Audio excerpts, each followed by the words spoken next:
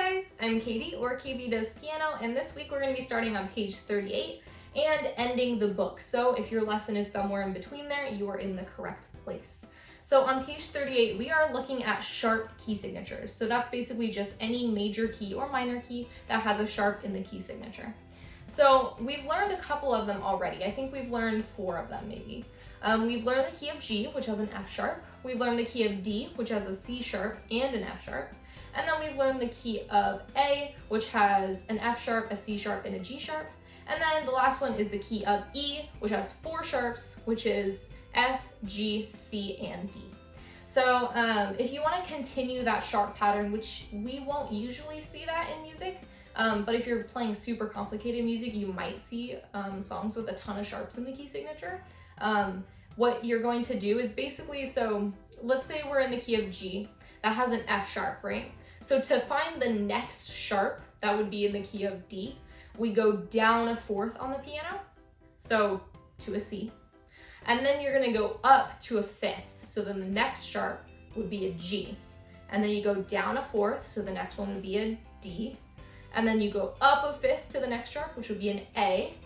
So you just keep doing that pattern of going down a 4th, then you go up a 5th, then you go down a 4th, up a 5th. And that's how you're just finding the next sharp in the key signature.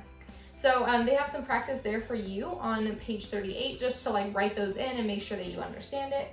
And then they've got some review on D, A, and E major, which are like the 3 main sharp key signatures that we're going to be playing. So there's just 2 octave scales for you to review on those. And then this week is basically all just about playing in those 3 keys, D, A, and E, which means they're very sharp heavy. So you got to make sure that you remember to play those sharps throughout the song. So on page 40 and 41, we've got a song. There is, I think it's a new topic. I'm not sure if I've described this before, but it's a term called loco. And it just basically means as written. So like normally, let's say like the music showed an octave sign. So therefore, you're not playing as it's written, you're playing the notes an octave higher. And so when it says loco, it literally means just play it normal. So ignore the octave, you're back in your regular octave, play it where it actually should be, ignore the octave sign. So that's the only thing new on that page, I think. And then if you turn the page, we've got a song called Summer Solstice. This is basically, it's more of a warm-up than a song. It's supposed to be like a warm-up doing arpeggios and chord inversions. So you'll do it in A, D, E, and then another song in A, and then it just repeats that over and over. And it'll have you fill in the chords, and then it'll also have you fill in the key that that chord is in those little boxes on page 43. All right, and then if you turn the page, we've got some review on a lead sheet. So we've done lead sheets before, probably a couple times.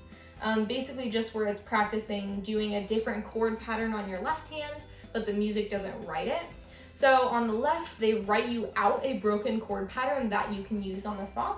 And then on the right, they basically just write out your right hand melody that you'll be playing.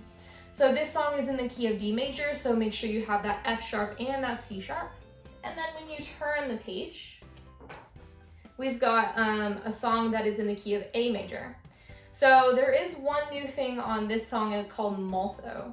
That means very. So if it says like molto ritardando, it means very slow. So you're gradually slowing down a lot, like super slow, instead of just like, you know, you're slowing down. But other than that, there's nothing new on this page. There is a new term called cadenza, which just basically means like it's a decorative melody that you can kind of just like play freely at any tempo that you want. Some people choose to play it like really slow and then speed up at some points, or some people play it really fast. So it's actually up to you in how you want to play it. So totally feel free to do that in measure 27. All right, and then if you turn the page, we've got another song that is in key of A major. There is a trill at the end, and then there is also a first and second ending, and it's also an A-B form. So you're gonna repeat the A and then repeat the B, and then also you're gonna do the first and second ending on that B form. But other than that, there's nothing new on this song that I can see. We've learned everything on there. Remember your F, C, and G sharps in this song. And then the next song is actually in the key of E, which is really fun. There is a topic called Polka Polka, which basically, I think we've learned it before, but it just means little by little. So if there's like a crescendo and it says poco a poco, it means you're like gradually getting louder little by little, like very small increments.